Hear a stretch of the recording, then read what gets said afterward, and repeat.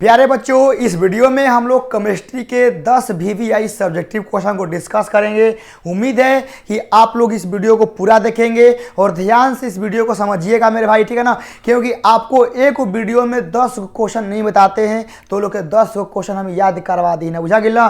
तो लोग के क्वेश्चन रटे के ना पड़ेला, तो लोग के 10 क्वेश्चन हम याद करवा दी ना। बस तो लोग के ध्यान से वीडियो के देखे के बाद कि हाँ हम कौन क्वेश्चन को कैसे समझा रहे हैं, ठीक है ना। हाल ही नहीं में आराम से 10 से 15 मिनट के अंदर में आप लोगों को टोटल हम क्वेश्चन समझा देंगे कि हाँ क्या क्या होता है, कौन क्या नहीं होता है, समझ गए ना। तो ध्यान से मेरी बातों को सुनिएगा, समझिएगा। और जो पीडीएफ लेना होगा आप लोग जाएंगे कहाँ बोलते हैं, ऐप पर मिल जाएगा। और आप लोगों के लिए सुंदर लाइन है मेरे भाई, ठीक है ना। आप लोग के लिए एकदम सुंदर लाइन है, ध्यान से पढ़िएगा कि ऊंचे ख्वाबों के लिए दिल की गहराई से काम करना पड़ता है।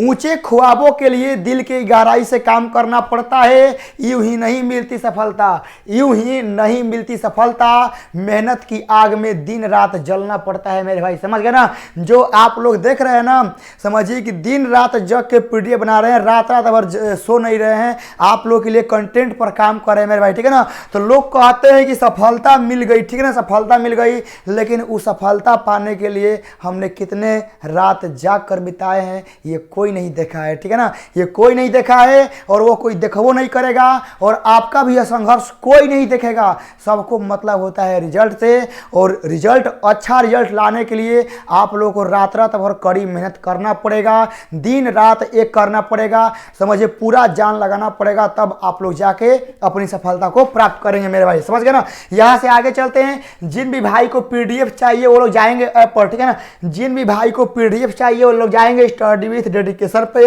SWD लगा के ऐप पढ़ने में सर्च मारिएगा, ये कॉन्टैक्ट नंबर है। कोई दिक्कत होता है तो आप लोग कॉन्टैक्ट कर सकते हैं। आप लोगों को 24 घंटा आप लोगों को सेवा मिलेगा, ठीक है ना, 24 घंटा सेवा मिलता है।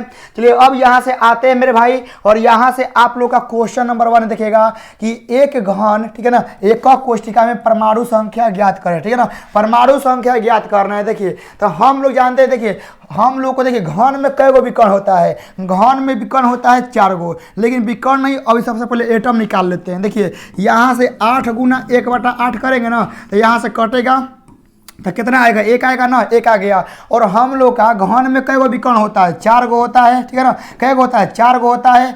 एगो विकर्ण पे देखिए हम लोग जो आयत, मान लीजिए जैसे आयत हो गया, ठीक है ना, आयत हो गया, तो आयत में जो ये विकर्ण होता है, तो एगो विकर्ण पे कई गो कोना, एगो विकर्ण पे कई गो कोना, जल्दी बोलो, एगो विकर्ण पे कई गो कोना, 2 गो। ध्यान समझना, एकदम दिमाग में घुस जाएगा, ध्यान समझना। सबसे पहले देखिए 8 गुना 1/8 करके निकाल लेना है। ये तो 1 हो जाएगा ना, ये तो 1 हो जाएगा, लेकिन अब ये वाला कैसे निकलेगा, ध्यान से देखना। हम लोग का जो विकर्ण बनता है, ठीक है ना, तो इस विकर्ण में 2 गो क्या रहते हैं, कोना रहते हैं, 2 कोना रहते हैं। और ऐसा का कोना एक में 4 गो बनता है घन में, ठीक है ना। ऐसा का घन में कई कोना 4 गो, मतलब 4 गो विकर्ण बनता है, ठीक है ना। विकर्ण का एगो 4 गो, एगो विकर्ण पे 2 गो कोना, ठीक है ना। एगो विकर्ण पे 2 गो कोना, तो 4 दूनी कितना हो जाएगा, देखो वही यहाँ पर किए हैं कि एगो विकर्ण पे कई गो कोना, 2 गो, टोटल विकर्ण का एगो 4 गो, 4 दूनी 8, ये एक बार ला के यहाँ जोड़ दिए, ठीक है ना। तो 4 दूनी 8 और एक क्या हो जाएगा, हम लोग का 9 राइट आंसर हो जाएगा। और ये आप लोग का खत्म है, ठीक है ना। आप लोग समझ गए होंगे, ये आप लोग देख लेंगे, ये आप लोग के लिए लिख दिए हैं। यहाँ से 8 से 8 आप लोग काट देंगे, ठीक है ना। यहाँ से आप लोग 8 से 8 काट देंगे, 1 आ जाएगा। और ये आप लोग का मतलब एगो विकर्ण पे कई गो कोना, 2 कोना, टोटल विकर्ण का एगो 4 गो, तो 4 दूनी 8 1 9 हो जाएगा। खत्म है कहानी इसका, ठीक है ना, धुआं छोड़ दिया। आगे चलते हैं। 2 नंबर आप लोग देखिएगा, 2 नंबर में बोला है गया है कि ताप बढ़ाने पर, ठीक है ना, ध्यान से देखिएगा मेरे भाई। यहाँ बोला गया है कि ताप बढ़ाने पर, ठीक है ना, ताप बढ़ाने पर गैसों की द्रवों में विलेयता हमेशा कमी आने की प्रवृत्ति क्यों होती है। यानी कहने का मतलब यहाँ से साफ साफ है कि जब हम लोग ताप बढ़ाते हैं, ठीक है ना, जब हम लोग टेम्परेचर बढ़ा देते हैं, तो जो गैसों में द्रव की विलेयता होती है, ठीक है ना, वो हमेशा कम क्यों हो जाती है, ठीक है ना, हमेशा कम क्यों हो जाती है। कम ऐसे हो जाती है, देखिए यहाँ पर ताप बढ़ाने पर गैसों की द्रव में विलेयता हमेशा कमी आने की प्रवृत्ति का कारण है। क्या? गैसों के द्रव में ऊष्माक्षेपी प्रक्रम होता है।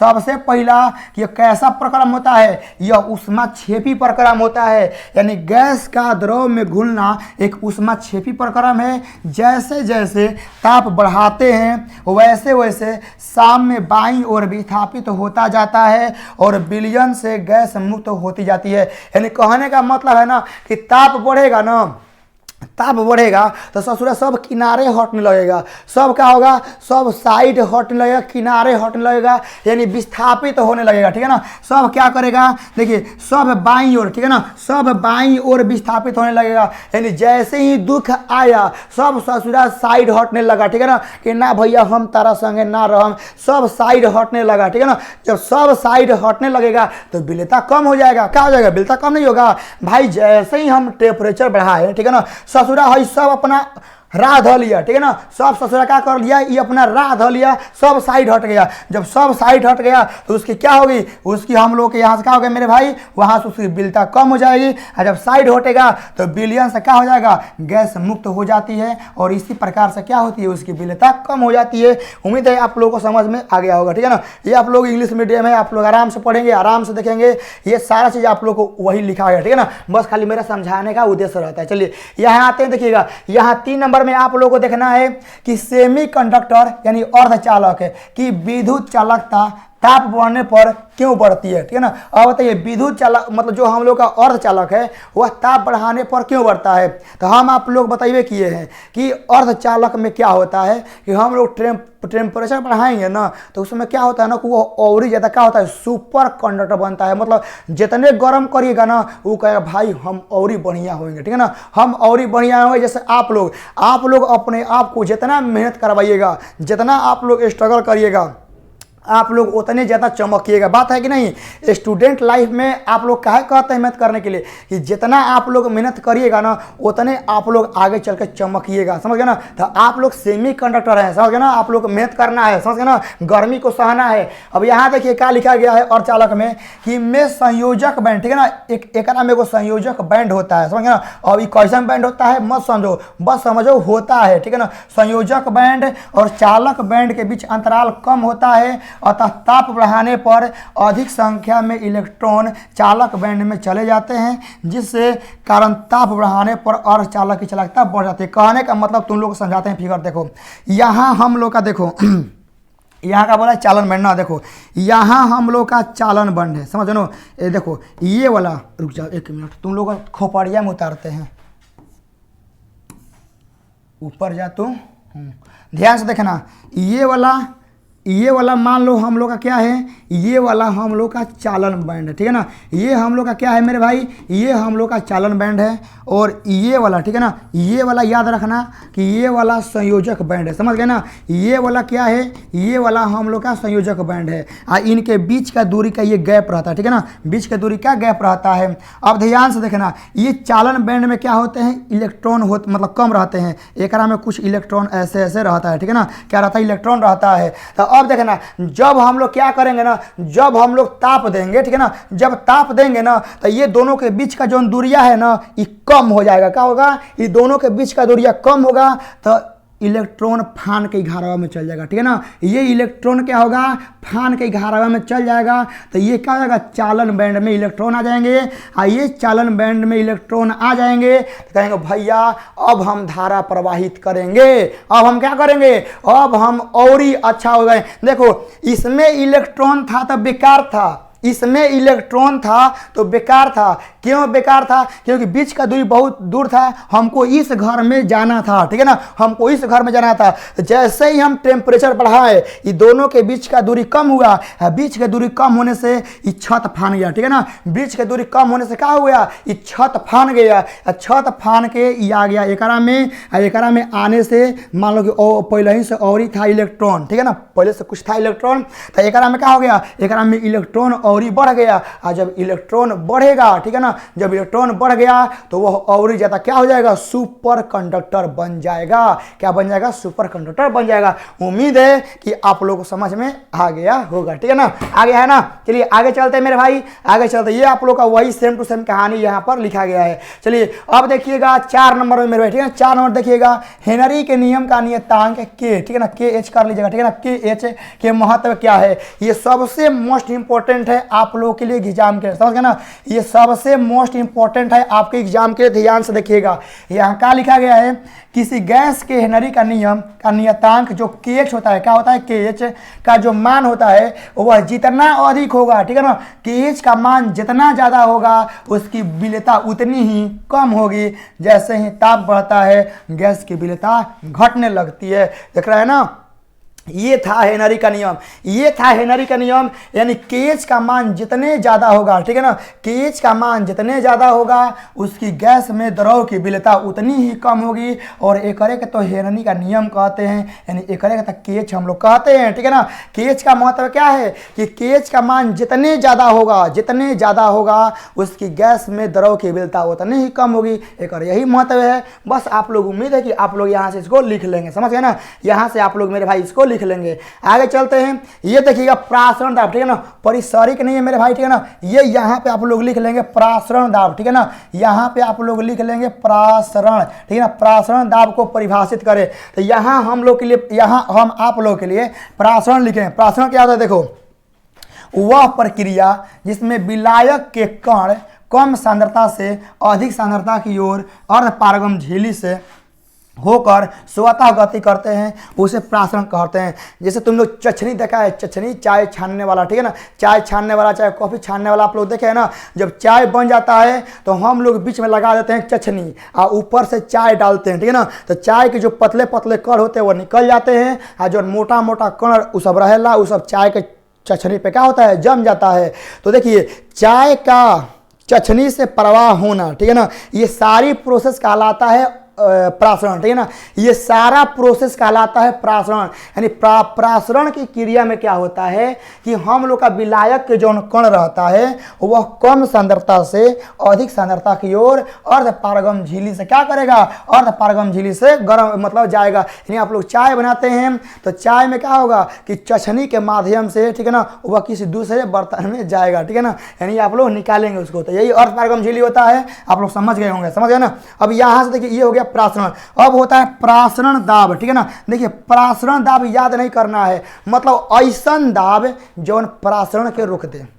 याद हो गया, प्रासरण दाब बोलो, ऐसन दाब बोलो, ऐसन दाब, ऐसन दाब, ऐसन दाब जौन प्रासरण की क्रिया को रोक दे, ऐसन दाब जौन प्रासरण की क्रिया को रोक दे, ओकरा के प्रासरण दाब कहते हैं। याद हो गया ना। देखो यहाँ से, वह अतिरिक्त दाब जो अर्धपारगम झिल्ली से द्वारा विलायक के प्रवाह को, ठीक है ना, विलायक में विलयन से जाने से रोकता है, उसे क्या कहते हैं, उसे हम लोग प्रासरण दाब कहते हैं। याद हो गया ना। मतलब देखो, ऐसा अतिरिक्त दाब जो प्रासरण की क्रिया को रोक दे उसे प्रासरण दाब कहते हैं। याद हो गया होगा, ठीक है ना। ये हम लोग का होता है पाई बराबर NRT, आप लोग लिख लेंगे, समझ गए। आगे चलते हैं, 5 नंबर हो गया ना। देखो, सारा वही लिखा है, ठीक है ना, सारा कहानी वही लिखा है, आप लोग देख लेंगे। ओस्मोसिस हो गया, ठीक है ना, यहाँ ओस्मोसिस हो गया और यहाँ कहीं ओस्मोसिस प्रेशर होगा। देखो यहाँ से लिखे है ना, यहाँ से देखो ओस्मोसिस प्रेशर है, आप लोग यहाँ से क्या करेंगे, यहाँ तक आप लोग लिख लेंगे। हो गया ना। चलिए आगे चलते हैं मेरे भाई। अगला सवाल आप लोग देखेंगे यहाँ से, ठीक है ना, 6 नंबर, बिंदु दोष को परिभाषित करें। बिंदु दोष क्या होता है, समझ गए ना। बिंदु दोष क्या होता है, ध्यान से सभी लोग को देखना, बिंदु दोष क्या होता है। देखो, क्रिस्टल में यह दोष, ध्यान से देखना समझना, क्रिस्टल में यह दोष अवयवी कण धनायन अथवा ऋणायन अथवा परमाणु के अपने नियमित स्थान से लुप्त हो जाने अथवा अपने निश्चित स्थान को छोड़कर क्रिस्टल जालक में अन्य स्थान पर, ठीक है ना, चले जाने के कारण उत्पन्न होता है, इसे बिंदु दोष कहते हैं। जैसे कहने का मतलब है ना, जैसे देखिए, जैसे देखो, ये वाला मान लो कि हमने के बड़का चक्का घर है, ठीक है ना, ये मान लो हमने के बड़का चक्का घर है, ये वाला प्लस है, ये वाला माइनस है, ये वाला प्लस है, ये वाला माइनस है, ये वाला प्लस है, ठीक है ना, ऐसे है। ये वाला माइनस है, ये वाला प्लस है, ये वाला माइनस है, ये वाला प्लस है, ये वाला माइनस है, ठीक है ना। ये वाला हम लोग का प्लस है, माइनस है, प्लस है, माइनस है, प्लस है, हो गया ना। ये वाला यहाँ माइनस है, ये वाला प्लस है, ये वाला माइनस है, ये वाला प्लस है, ये वाला माइनस है, हो गया ना। ये हम लोग का वो क्रिस्टल है, इस क्रिस्टल में प्लस है माइनस है। हम क्या किए ना, हम क्या किए कि बेचारा हई मान लो हई जो प्लस था ना, ये बहरी कुछ गलती करके गलती करके आया, और ये अपने पापा जी को देखकर, ठीक है ना, ये अपने पापा जी को देखकर ये जाके यहाँ शिफ्ट हो गया। क्या हो गया, ये जाके इसी क्रिस्टल में जाके हई कोनवा में छिप गया। जब ये कोनवा में जाके छिपा मेरे भाई, ठीक है ना, जब ये कोनवा में जाके छिपेगा तो यहाँ वाला इसका जगह क्या हो जाएगा, यहाँ वाला इसका जगहिया खाली हो जाएगा, ये जगहिया खाली हो जाएगा। मतलब कहने का मतलब क्या आप लोग समझे कि क्रिस्टल में जौन आयन होता है वह अपना स्थान छोड़ के कहीं जाके कोना उना में कहीं लुका जियसन। कहवा जाके कहीं इहे क्रिस्टल में भैया ना, इहे क्रिस्टल में बहरी ना, एक से बहरी नहीं जाके इहे क्रिस्टल में कहीं जाके कोना उना में कहीं एने लुका गई, चाहे कहीं एने लुका गई, इहे क्रिस्टल में जाके कहीं कोना में लुका गई, लेकिन आपन स्थान छोड़ दिलस, ये आपन स्थान छोके भाग गई, ये आपन स्थान छोके भाग गई, लेकिन इहे क्रिस्टल में कहीं लुकाइल बा, इहे क्रिस्टल में कहीं लुकाइल बा। तो जौन स्थान पे एकर खाली स्थान हो जाए तो ये एगो क्या कहला, एगो दोष कहला, ठीक है ना। तो इसी को बोलते हैं बिंदु दोष। उम्मीद है कि समझ में आ गया होगा। आगे चलते हैं, ये आप लोग का हो गया, ठीक है ना। चलिए फ्रेंकल दोष क्या होता है, ध्यान समझो, ठीक है ना। फ्रेंकल दोष इंपॉर्टेंट है मेरे भाई, ठीक है ना। देखो क्रिस्टल में कोई आयन अपने निश्चित स्थान को छोड़कर अंतराकाशीय स्थान में चले जाते हैं, जिससे उस आयन का स्थान रिक्त हो जाता है। उस छिद्र को क्या कहते हैं, फ्रेंकल दोष कहते हैं। देखो इसमें क्या होता है ना कि एकरा में अलग खेला होता है। मान लो ये वाला प्लस है, ये वाला माइनस है, ये वाला प्लस है, ये माइनस है, ये प्लस है, माइनस है, ये वाला प्लस है, ये वाला माइनस है, ये वाला प्लस है, हो गया ना। तो अब एकरा में क्या होता है ना कि अब एकरा में घरवे में नहीं लुकाएगा, ये भाग जाएगा बहरी, ये क्या होगा, बहरी भाग जाएगा। यानी जब इसके पापा जी आएंगे ना तो ये क्या होगा ना कि डर के मारे घर छोड़ के भाग जाएगा। डर के मारे क्या होगा, डर के मारे घर छोड़ के भाग जाएगा। और जब डर के मारे घर छोड़ के भाग जाएगा यानी साफा ही क्रिस्टले से बहरी चल जाएगा। जब क्रिस्टल से बहरी चल जाएगा तो एक स्थानवा पे एगो खाली स्थान बच जाएगा, ठीक है ना। एकर स्थानवा क्या हो जाएगा, एकर स्थानवा खाली हो जाएगा। और जब स्थानवा खाली हो जाएगा तो यहाँ एगो क्या होगा, छिद्र, मतलब एगो होल बन जाएगा। क्या बन जाएगा, एगो होल बन जाएगा। और इहे होल के कहते हैं फ्रेंकल दोष, समझ गए ना। ये क्या कहते हैं, फ्रेंकल दोष कहते हैं, जो कि आप लोग के यहाँ पर लिखा गया है। अब चलिए ब्राउनियन गति क्या होता है, 8 नंबर आप लोग देखेंगे, ठीक है ना। आप लोग को यहाँ से देखना है कि ब्राउनियन गति क्या होता है, ध्यान से देखिएगा। ब्राउनियन गति और अभिक्रिया की अर्ध काल बताने मतलब अर्ध आयु को परिभाषित करता है। ध्यान से देखिएगा, ब्राउनियन गति कोलाइड में उपस्थित कणों में हमेशा अनियमित गति होती है, हमेशा, ठीक है ना।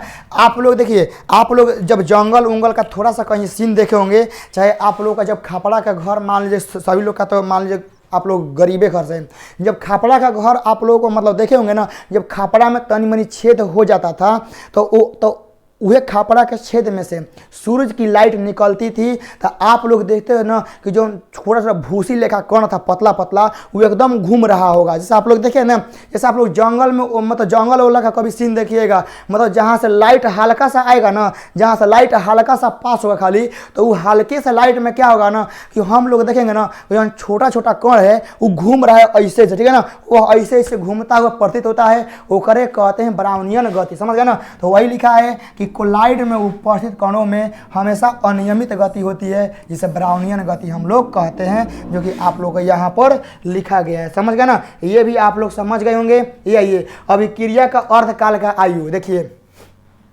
कृषि प्रथम कोटि की अभिक्रिया के ठीक है आधा संपन्न होने में, देख रहे हैं ना, ठीक आधा संपन्न होने में जो समय लगता है उसे अर्ध जीवन काल कहा जाता है। इसे निम्नलिखित टी हाफ द्वारा क्या करते हैं, सूचित करते हैं। यानी किसी भी अभिक्रिया का आधा उसको खत्म होने में जवन समय लगता है वो करे को अर्ध जीवन काल बोलते हैं। और टी हाफ बराबर 0.693 बाटा में के होता है। ये आप लोग को याद रखना है, ठीक है ना, ये आप लोग का यहाँ से होता है। अब आगे चलते हैं, 9 नंबर सवाल देखिएगा, बहुत ही स्पेशल है, समझ गए ना। 9 नंबर सवाल आप लोग के लिए बहुत ही स्पेशल है, एकदम वायरल सवाल है, एकदम वीवीआई सवाल है, ध्यान से देखिएगा। बोला गया है कि संक्रमण तत्वों में परिवर्तनशील ऑक्सीकरण संख्या क्यों होती है, समझ गए ना, परिवर्तनशील क्यों होती है। अब देखिए संक्रमण तत्वों में देखिए, जैसे देखिए जैसे मान लीजिए कि आप किसी कंपनी के मालिक हैं, ध्यान समझिएगा, आप किसी कंपनी के मालिक हैं